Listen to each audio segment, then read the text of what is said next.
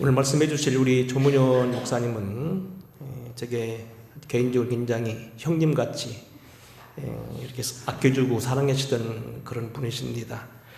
예산지방에서 목회할 때 12년 동안 가까이 아껴주시고 교제하시던 그 목사님이신데 지금은 이제 은퇴하셔서 내포에 와 계십니다. 그래서 여러 번 모시려고 했는데 기회가 안 돼서 오늘 마침 평신도 주일에 지방에서나 연희에서나 꼭 유래 강사를 초빙해서 평신도들이 사이 보고 이렇게 하면 좋겠다 그러셔서 오늘 마침 이렇게 모시게 되었습니다. 우리 목사님께서는 당진 성문면 삼봉리에서 태어나셨고 협성대학교 신학교를 거치셨고 제가 듣기로는 학교에 처목과에 근무하셨다고 들은 것 같은데 맞나 모르겠어요. 본인이 자꾸 얘기 안 하세요. 근데 공무원으로 근무하시다가 이제는 이렇게 목회의로 뛰어드신 분이시고 동생분도 그 중학년이 총무를 지내시고 목회 열심히 하시던 분이십니다. 그래서 우리 누구 목사님이죠? 우리 김 목사님, 김성민 목사님이 개척을 할 때 좀 어려움이 있을 때 그때 부탁해서 쾌히 모든 문제를 다 뛰어넘고 잘 하게 한 것도 바로 이 목사님 동생 덕분이십니다. 연관 다 되어 있습니다. 특별히 목사님은 예산지방의 금옥교회라는 교회를 개척하셔서 30여 년 동안 아주 잘 성장시켜서 지금은 굉장히 큰 교회가 됐고요. 예산지방 감리사일을 역임하셨고 특별히 목사님은 연합사업이 아주 명수십니다. 그래서 예산지방에 계실 때 그 기아대책 그 예산지방이가 전국적으로 아주 이름 날 만큼 아주 모범적인 그러한 사업을 하셨던 그런 지방이신데 창립이사로 일하셨고 또 기독교 사회복지관을 거기에서는 알다시피 그 절들이 영향이 많아서 수덕사가 다 차지했는데 기독교 연합에서 복지를 주관적으로 하는 그런 일을 많이 하시는 그런 분이십니다. 마침 오늘 오셔서 우리에게 설교해 주셨는데 크게 은혜 받으시기 바라고요. 여러분 같이 이게 영광을 돌렸으면 좋겠습니다. 나오실 때 우리 큰 박수로 한번 환영해 주시기 바랍니다.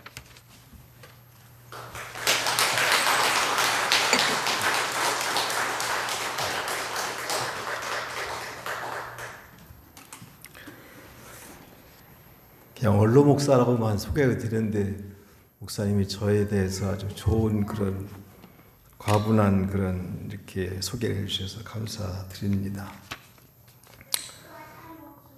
그냥 아이가 얘기하도 그냥 놔두세요. 아까 사회 보는 장로님 말씀하셨는데 어떤 경상도인가 어디 일개 면인데 1년에 아이가 둘 태어난다고 하더라고. 1년에. 근데 한 면에서 둘 태어나면 뭐 노인들 돌아가시고 그러면 몇 년 있으면 그 면 전체가 사라지게 됐다. 그런 그 이야기를 실제로 그 사실이에요. 그건 팩트입니다. 근데 찬양될 때 아이가 와서 막 그런 게 더 오히려 축복인 줄로 믿습니다. 고맙습니다. 김 목사님이 저보고 평신도 주일에 설교를 좀 말씀하셨을 때 제가 덥석 그러라고 한 것 같아요. 그냥 좀 사양을 해야 되는데 아니라고. 그 홍성 지방에도 원로 목사님들 많이 계시니까 이렇게 모시면 좋겠다 이렇게 말을 해야 되는데 그렇게라고 한 것 같아서 이게 잘한 건지 잘못한 건지 그러나 오늘 어쨌든 간 은혜가 서로 나누는 그런 기회가 되었으면 좋겠습니다. 고맙습니다. 그 구약 성경의 지명 가운데 엘라 골짜기라는 그런 지명을 가진 곳이 있습니다. 이렇게 말하면 여러분 벌써 엘라 골짜기 뭐 그동안 많이 설교 들으셨기 때문에 대충 짐작하실 것 같아요.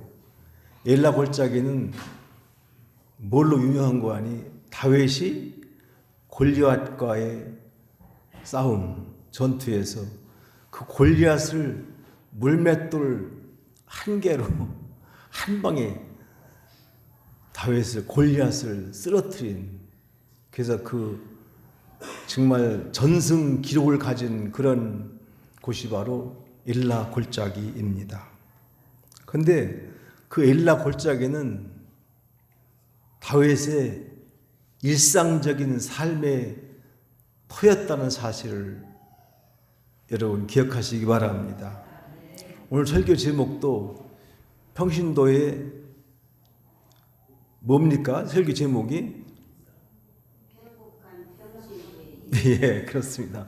저도 잠깐 행복한 평신도의 일상. 그러니까 여러분 일상이 뭔지 아시죠?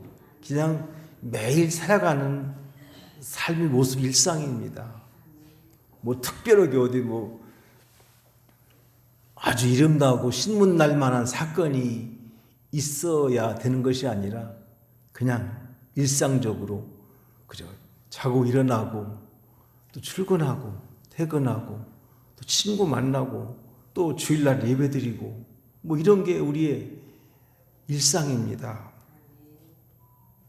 그런데 다윗은 그 엘라 골짜기에서 목동이었기 때문에 그 골짜기니까 양쪽은 산이 좀 높은 산이 양쪽에 있고 골짜기는 풀들이 잘 나 있잖아요. 그러니까 거기서 양떼를 데리고 거기로 왔다 갔다 하면서 그 엘라 골짜기뿐이 아니겠죠. 늘 자기 또 양을 몰고 나가서 어떤 때는 집에 못 따라올 수도 있고, 왜냐하면 거기서 풀을 뜯다 보면 노숙도 해야 되고 아마 천막을 치고 잤을지도 몰라요.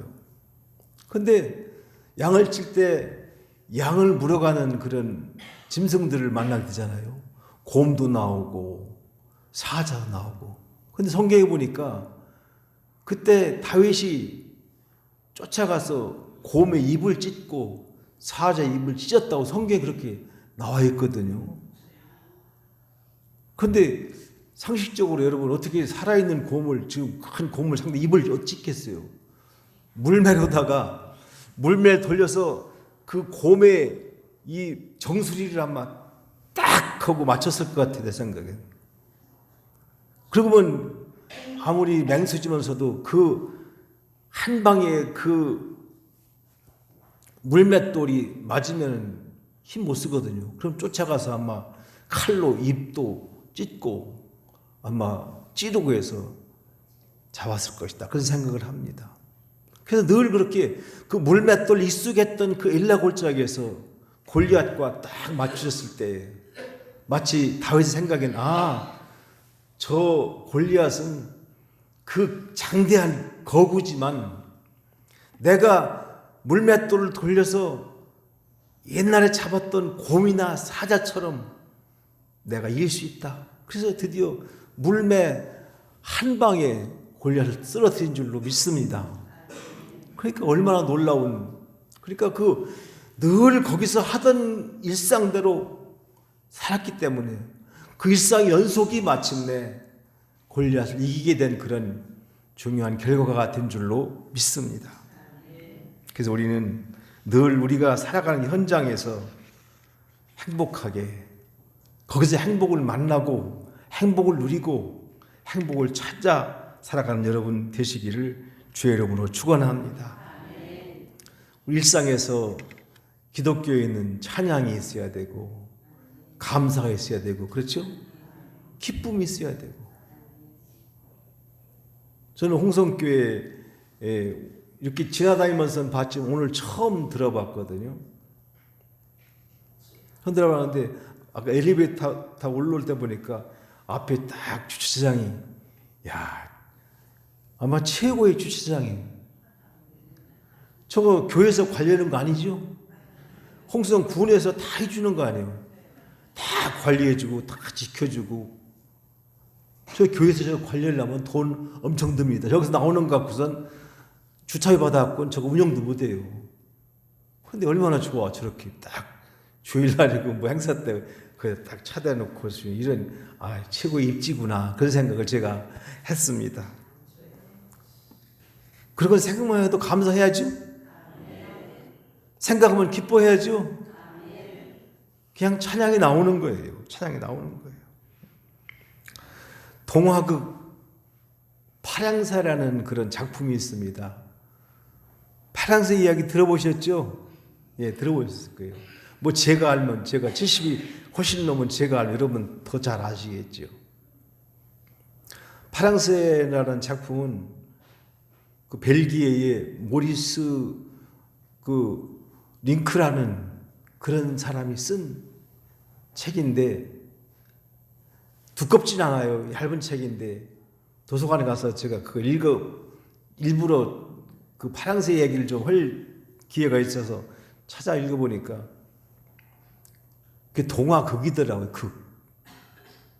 그 파랑새 책 한 권을 다 여기서 말할 수 없지만 쉽게 말한다면 틸틸과 미틸이라는 남매가 파랑새를 찾아서 행복을 준다는 파랑새를 찾아 여행을 떠나서 돌아오는 한 이야기를 쓴 게 파랑새거든요. 파랑새가 뭘 준다고요?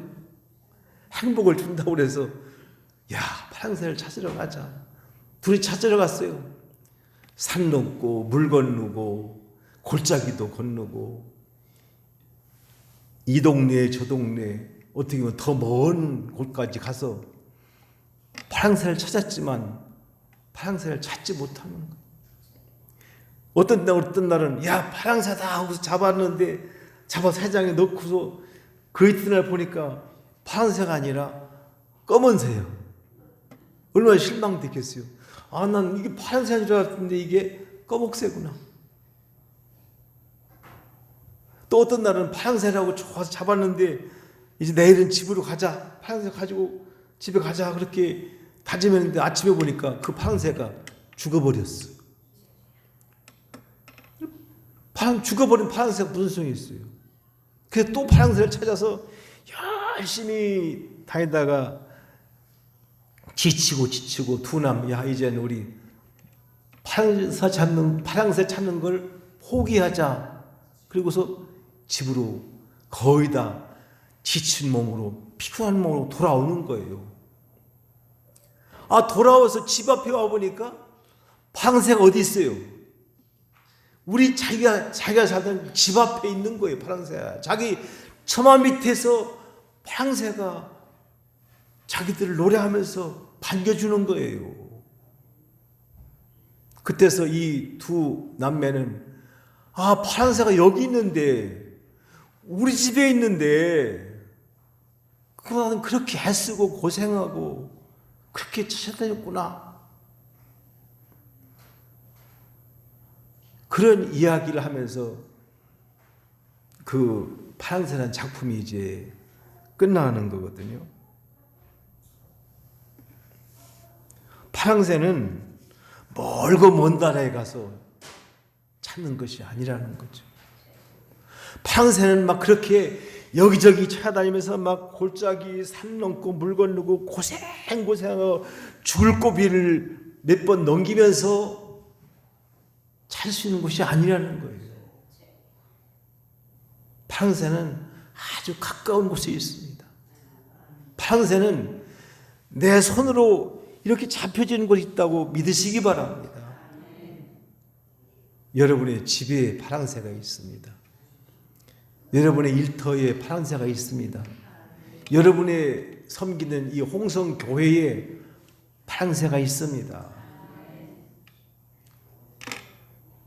이 벨기에 사람 마텔링크가 이 작품으로 1911년도에 노벨 문학상을 받았어요. 이 작품으로. 조그만 책이에요. 무슨 대단한 책, 조그만 책인데 이 책 가지고서. 제 생각에는 그 당시 노벨 문학상을 왜 수여했을까 혼자 생각해 봤어요. 아, 행복이라는 것은 모든 인류의 보편적인 가치 아닙니까? 저도 행복을 찾고 여러분도 행복을 좋아하고 미국 사람이나 아니면 러시아 사람이나 중국 사람이나 아프리카 사람이나 어디 사람이나 다 행복을 소원하지 않습니까? 행복을 소원하지 않는 자가 누굽니까? 아무도 없어요. 다 행복을 원하는 거예요. 그러니까 행복이라는 것은 모든 인류의 보편적인 가치라는 거예요. 누구나가 소망하는 거. 그런데 그 행복이라는 가치가 이렇게 내가 사는 가까운 곳이 있구나. 그런 진리를, 그런 이야기를 이 파랑새는 우리에게 해주고 있다 그 말입니다. 그래서 그 작품들 신사위원들이 이 파랑새야말로 모든 이 땅에 있는 모든 사람들이 꼭 기억하고 이걸 알아야 될 작품이로구나. 그래서 1911년도면 3.1운동이 1919년도에 일어났잖아요. 그러니까 3.1운동이 일어나기 한 8년 전에 노벨 문학상을 받았다 그 얘기입니다. 그렇습니다. 행복은 내가 손으로 닿을 수 있는 곳, 가까운 곳입니다. 오늘 내가 먹고 자고 일어난 그곳에 있다고 믿으시기 바랍니다. 먼 훗날 파랑새 행복할 것이라고 그렇게 꿈꾸지 마세요.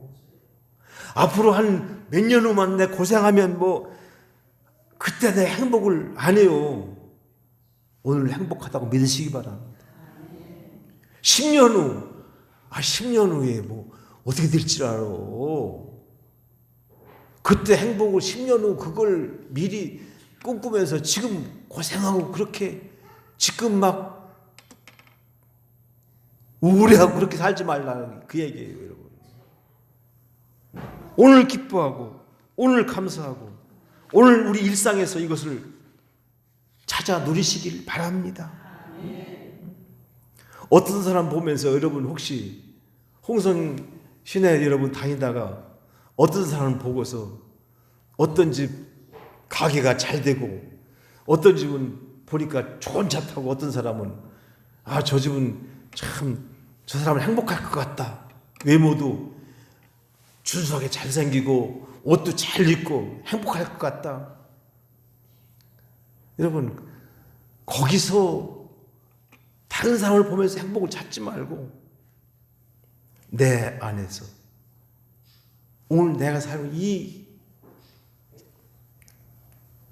가까운 곳에서 내가 오늘 또 만나는 사람을 통해서 행복을 맛보며 누리시기 바랍니다. 여러분 좋은 친구가 없다고 하지 말고 내가 좋은 친구가 되어주시기 바랍니다.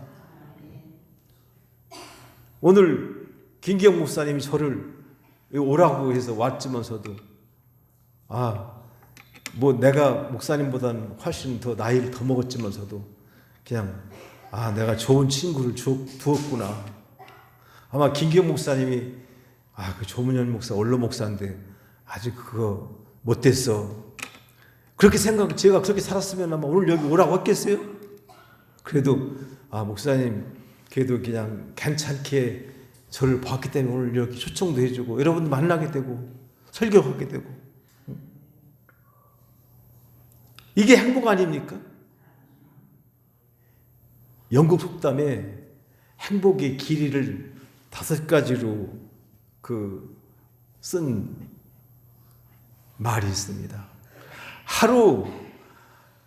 하루를 행복하려면은 2발을 하라. 그런 얘기를 썼더라고요. 2발 해서 하루 행복한 내가 왜 2발을 하라고 했을까? 근데 제 생각해 보니까 옛날에는 2발할 때 2발소에 가면 말입니다. 한 시간을 해준 것 같아요. 2발을. 그죠? 요새는 2발소 제가 미장원 가서 머리 컷하는데 10분이면 끝나 해버려 다. 옛날에는 2발소 가면 막 면도도 막 면도칼을 막 이런 피대에다가 막 팍팍 갈아갖고서 여기다 뜨뜻하게 해주고 그 면도했던 그러면 그렇게 하고 나면 하루가 행복했던 것 같아요. 옛날 얘기죠. 요즘 젊은이들은 잘 몰라요. 그 다음에 일주일을 행복하려거든 결혼을 해라. 젊은 분한테는 야 목사님 저건 아니다. 왜 결혼을 일주일밖에 안 간다고? 근데 뭐 다는 아니겠지만 어떤 사람은 신혼여행 끝나고 나서 각자 집으로 가는 사람도 있잖아요. 몰라 여러분 아는 사람 있나 모르겠어요. 그래서 이거 결혼이라는 게 또 그런 허점도 있구나. 한 달 행복하려면 말을 사라 그랬는데 요즘 우리에게는 말이 아니라 뭘 사라고? 그렇습니다. 자동차 좋은 자동차 이렇게 지나가 보면 야 저런 자동차 참 좋다 그런 생각 들잖아요. 자동차 타면은 참 좋은 차는 편하고 그렇다고 그러는데 전 그런 차를 못 타봐서 모르겠어요. 어쨌든가. 근데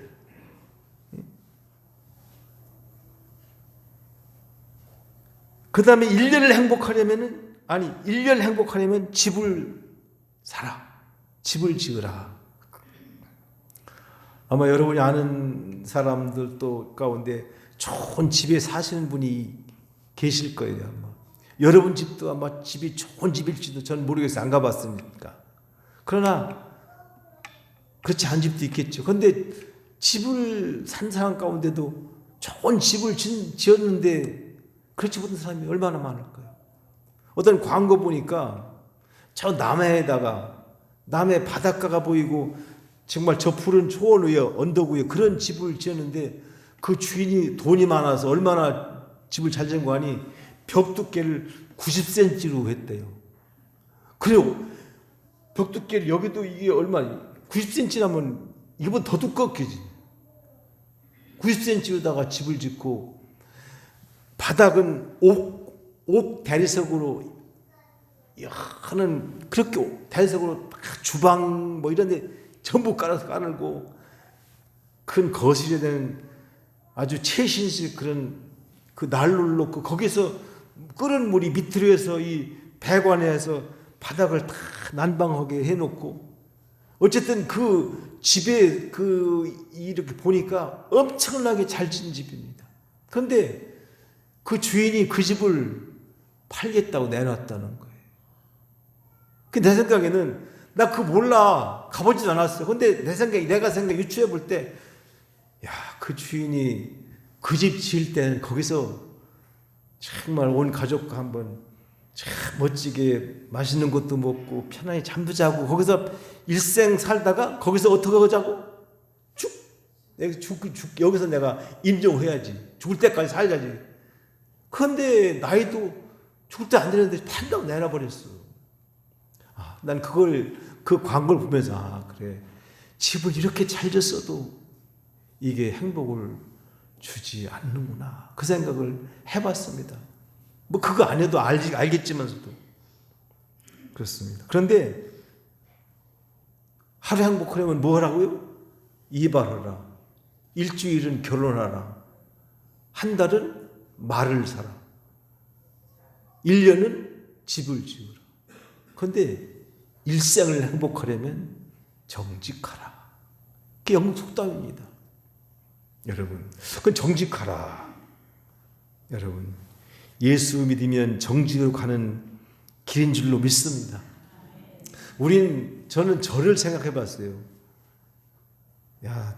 내가 목회를 하다가 이제 정년돼서 은퇴를 했는데 너는 얼마나 정직하냐 이렇게 생각을 해봤어요. 저한테 물어봤어요. 그러면서 내가 지나온 길 쭉 돌아보면 이건 지우고 싶어. 제가 저를 볼 때 이거는 지우고 싶은데 지우개 있으면 옛날에 지우개는 잘 안 지워. 요새 지우개는 얼마나 잘 지워지는지 몰라. 옛날에 지우개 없어서 침 발라서 지웠던 그런 때가 있었어요. 지금은 지우개가 얼마나 좋은지 그냥 그 연필로 쓴 거 살짝 물려줘도 싹싹 다 지워지더라고. 근데 우리 일생 속에서도 이거는 이때 이 사건은 지우고 싶은데 이거는 그때 그 일은 좀 가리웠으면 좋겠는데 그건 좀 감췄으면 좋겠는데, 내가 나를 볼 때 그런 생각이 든다 그 말이에요. 그런 시간들, 그런 때들이 있었어요. 누가 정직합니까? 누가 의롭습니까? 뭘 정직해? 흠도 티도 많은 게 우리 인생인데, 그러나 하나님은 비록 그렇게 흠이 있고 부족하고 감추고 싶고 가리고 싶은 그런 삶의 흔적들이 있어도 우리를 쓰시고 있다는 사실을 감사하시기 바랍니다. 제가 지금 한 얘기처럼 내가 볼 때 그거는 가리워져야 되는데, 그거는 감춰야 되는데 하나님은 아실 거 아니야. 그래도 하나님은 나를 쓰셨구나. 그 얼마나 고마운지 몰라. 얼마나 감사한지 몰라. 얼마나 행복한지 몰라요. 하나님은 완전한 자를 찾아 쓰지 않습니다. 아니, 완전한 자가 어디 있어요? 있지도 않지만 허물이 있어도 참으시고 쓰셨습니다. 그거 생각하면 우리가 얼마나 행복한지 몰라요. 예? 감사가 일어납니다. 찬양의 소리가 일어납니다. 어떤 환경에도. 온누리교회를 목회하시다가 돌아가신 목사님, 온누리교회 설립자가 누구죠? 하영주 목사님. 맞습니다. 저는 하영주 목사님 본 적은 없어요. 유튜브선 봤죠. 전 텔레비전 봤어요. 그런데 그분 만나본 적 없지만, 그러나 그분이 메시지를 들으면서 저거 참 훌륭한 목사님이시다. 그런데 그 목사님이 나중에 돌아가실 때는 온몸에 막 암이 점이가 돼서 그 피가 걸러내는 거 보고 뭐라고 그러죠? 투석. 그분이 거의 마지막 때는 이틀에 한 번씩 투석을 하셨대요. 그런데 어느 날 그 밑에 일하시는 장로님이, 목사님, 우리 성도 중에 어떤 자매가 그 암이 걸려서 병원에 갔더니 이제 당신은 한 달 정도밖에 못 삽니다.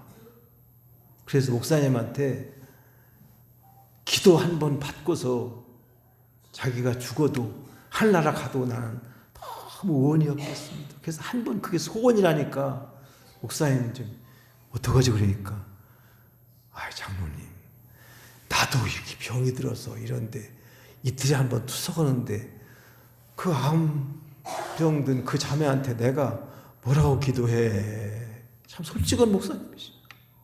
그래도 목사님, 그 자매가 다 알아요. 그래도 목사님 한번 기도해달래요. 그 소원이래요. 그래, 그러면 데리고 와요. 그래서 목사님 앞에 데리고 오니까, 그래서 거기 이제 장로님들 옆에 계시고 부목사님들도 쫙 서서, 우리 하영주 목사님이 저 한 달밖에 안 남은 저 자매에게 뭐라고 기도하실까? 뭐라고 말씀하실까? 그걸 궁금하게 기다렸다는. 그런데 보더니 우리 찬양합시다. 그러더니 찬양하라 내 영혼아. 같이 봅시다. 찬양하라 내 영혼아. 내 속에 있는 것들아, 내 속에 있는 것들아 다 찬양하라. 글쎄 1절 했는지 더 이제 그건 몰라요. 나도 그 찬양을 부셨다는 거예요. 송축하라 내 영혼아, 감사하라 내 영혼아. 찬양을 부르고서 이러하여 기도해 줄게. 그랬더니 이 자매가, 아닙니다 목사님, 저는 그 찬양으로 만족합니다.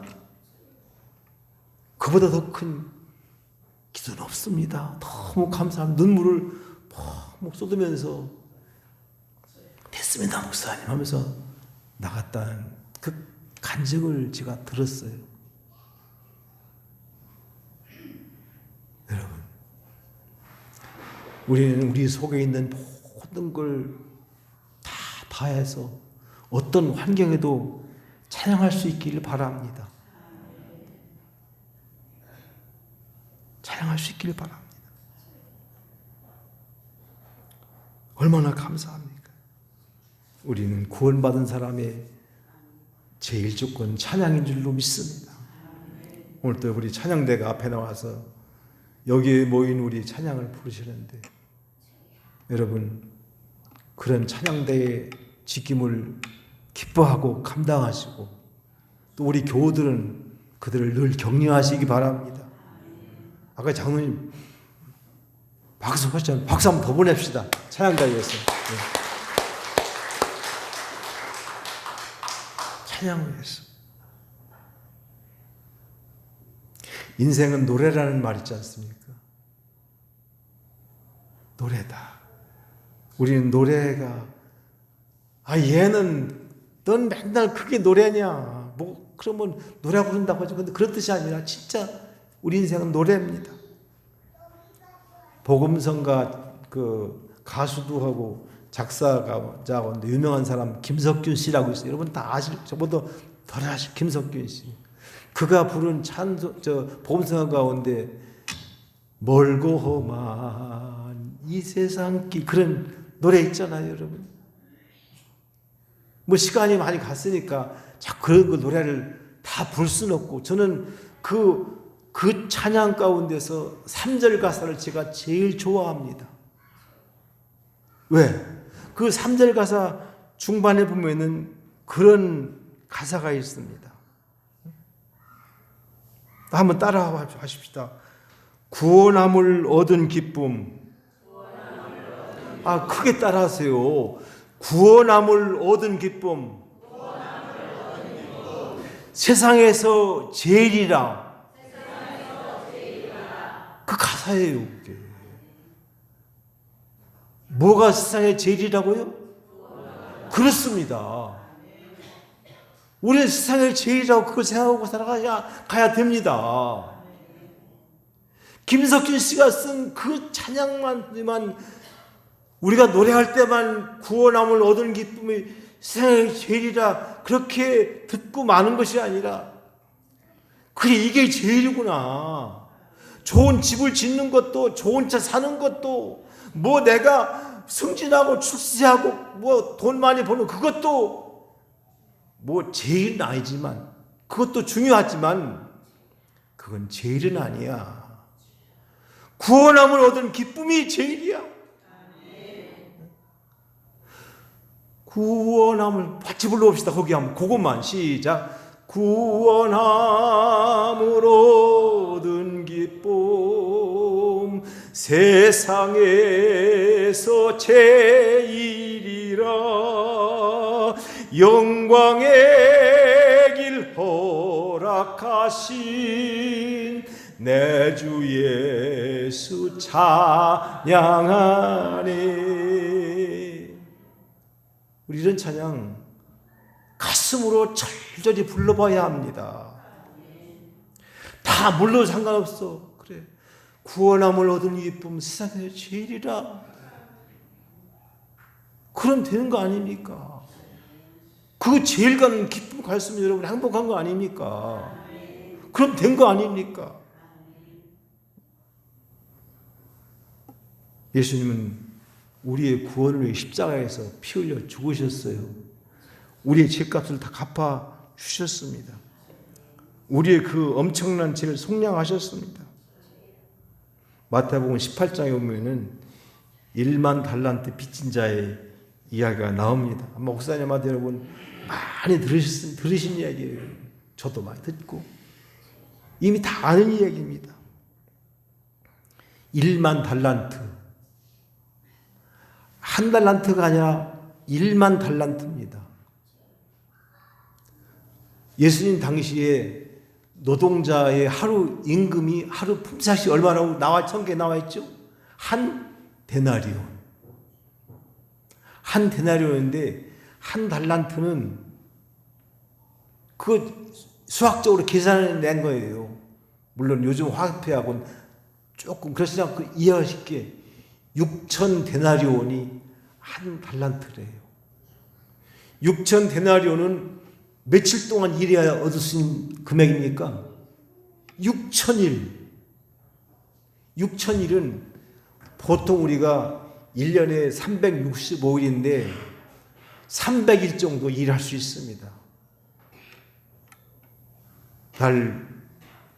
출근 아파서 못 가는 날도 있을 것이고, 출타한 날도 있을 것이고, 토요일 날 또 주일 날 빼고, 공휴일 빼고, 그러면 300일 일하면 많이 하는 거라는 거예요. 그러면 6천 데나리온을 얻으려면 20년 동안 장정이 일을 해야 돼요. 몇 년 동안? 20년 동안. 그것도 쓰지 말고 모아야 돼. 무슨 재주를 안 쓰고 모읍니까? 월급 다 여러분 한 번도 안 쓰고 모을 수 있어요, 여러분? 다 쓸 때가 있죠. 그런데 1만 달란트는 20만 년을 모아야 얻는 가치가 1만 달란트 하는 거예요. 20만 년, 200년이 아니에요. 2000년도 아니고 2만 년이 아니라 20만 년을 해야 1만 달란트의 그 금액을 모을 수 있다는 거예요. 쉽게 말해서 요즘 어떤 분은 해외 그 유튜브 하는 이거는 6조 원이라고 그렇게 얘기하더라고요. 6조 원이라고. 쉽게 이야기 쉽게 해서. 우리 그 꿈도 꿀 수 없는 거고. 그런데 그 1만 달란트 빚진 자가 성경 속에서 그렇게 이야기하는 그 사람이 아니라 오늘 여러분과 저라고 여기시기 바랍니다. 그러니까 내가 1만 달란트 빚진 자였는데 내가 탕감받았다는 거예요. 이자 안 내고서 빚이라는 것은 이자가 늘어나죠. 이자가 잠자나요, 안 자나요? 우리 아까 목사님한테 우리 장로님 금융기관에 지금도 근무하시니 그 금융기관에서 잠잘 때는 이자 좀 이렇게 멈출 수 있는 뭐 좋겠는데 안 되죠? 연구하고 있어요. 야, 근데 옛날에 그러더라고. 우리 어른들이 이자는 잠도 안 자고 지인단다. 충청도 사투리로다가 지인단다. 늘어난단다. 그 얘기죠. 그런데 우리가 1만 달란트 어떻게 갚을 수 있어? 그런데 예수님께서 단번에 갚아주신 줄 믿습니다. 그런데 1만 달란트 빚을 탕감받은 우리가 무슨 걱정을 그렇게 많이 하세요? 무슨 우울증이 필요해? 우울증이 왜 걸려? 왜? 1만 달란트 탕감받았는데 뭘 한숨을 쉴 게 있어요? 그걸 빚을 갚았는데. 빚은 짐이지 않습니까? 짐이에요, 짐. 무거운 짐입니다, 짐. 저는 아주 시골 농촌에서 살았기 때문에 제가 자랄 때는 저 당진 삼봉이라는 동네에 전기불도 안 들어와서 제가 어릴 때는 전기불 안 들어왔었어요. 그러니까 농사지니면 짐을 많이 접었어요. 나무찜도 접었어요. 여러분, 제가 여기 이렇게 있으니까 저분은 호강하고 살아. 아니에요. 호강 안 했어요. 아무것도 한 거 없어요.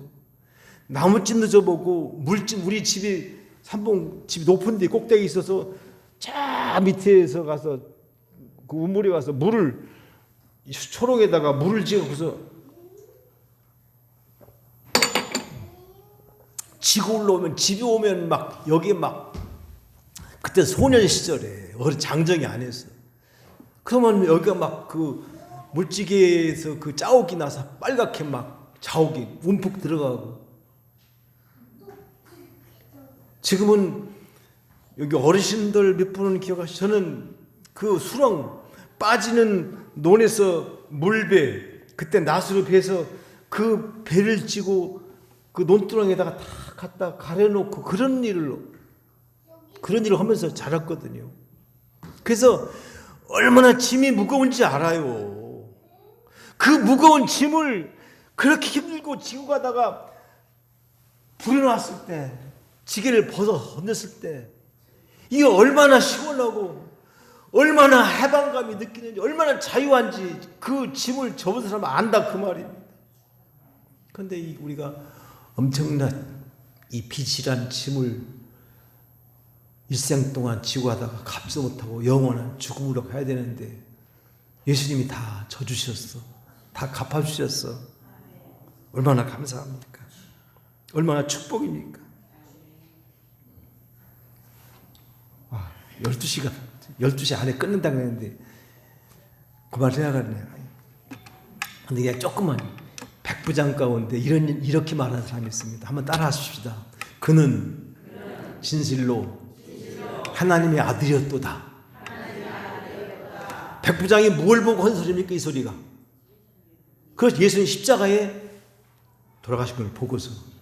근데 이 소리도 다 하려면 기니까 이 백부장이 내 생각, 내가 유추해 봤어. 그 뒤에 백부장 이야기가 나오지 않아요. 성경에는 그 뒤에 그 사람 이름도 없고. 근데 그 사람이 그날 퇴근을 예수님이 다 처형을 한 다음에 예수님이 체포되고 재판받고 이렇게 빌라도로사의 그 골고다 언덕길을 걸어가실 때 전 과정을 다 총지휘한 사람이 이 백부장이라고. 예수님이 다 돌아가시고 그 마지막 운명을 보고 나서 집에 들어갔을 때 그는 아마 집에 들어가서 쓰러졌을 것 같아. 너무 힘들어서 땀 열병을 했을 것 같아. 제가 지난 봄에 코로나 걸렸는데 땀을 쏟아지셨는데 땀이 낙숨을 쏟아지게 난 거짓말이라고. 근데 이렇게 앉았으면 말입니다. 이 베개를 너무 힘들어 베개를 끌어 앉았는데 베개로다가 땀이 막 쭉쭉 비오는 것처럼 쏟아지더라고. 그래서 난 70 넘어 이제 죽는가 보다. 그때 죽었으면 여기 못 왔어. 엄청 아팠어. 근데 그렇게 아프지 않았을까 그 사람이. 근데 그렇게 앓고 누워있는데 직장은 병간했을 것 같아. 내 추측이. 근데 사흘째 되는 날 부인이 들어와서 여보 큰일 났어. 왜 큰일 났어? 그렇죠. 당신이 그 총책임자를 죽인 그 예수가 살아났대. 부활했대. 어떡할 거야? 당신은 문책감이야. 당신은 로마로 소환될 것 같아. 백부장 떨어졌어. 그렇게 안 했겠어요? 하고 남지. 살아났으니까. 그런데 그 사람은 뭐? 살아났다고. 그래, 그분은 하나님의 아들이셨어. 백부장 떨어져도 괜찮아. 본구 소환돼도 괜찮아. 난 예수님이 앞으로 신실한 제자로 살 거야. 이게 부활을 본 자의 고백인 줄로 믿습니다. 오늘 저는 여러분들이 백부장 못지않은 부활을 믿는, 부활을 본 자로 살아가실 그런 행복자가 되시기를 주의 이름으로 축원합니다. 하나님 감사합니다. 오늘 또 홍성교회 저를 불러주시고 주의 말씀을 선포하게 하셨습니다. 하나님, 잘못된 거 혹시 내 얘기했다면 다 가려워 주시고, 주님이 원하신 말씀이 있다면 우리 모든 교우들의 마음 속에 간직하게 하시고, 그것이 축복이 되고 은혜가 되고 구원함을 얻은 기쁨, 세상의 제일이란 그 고백이 저희들의 고백이 되게 하여 주시옵소서.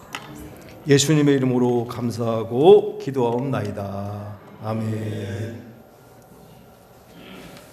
목사님 말씀에 많은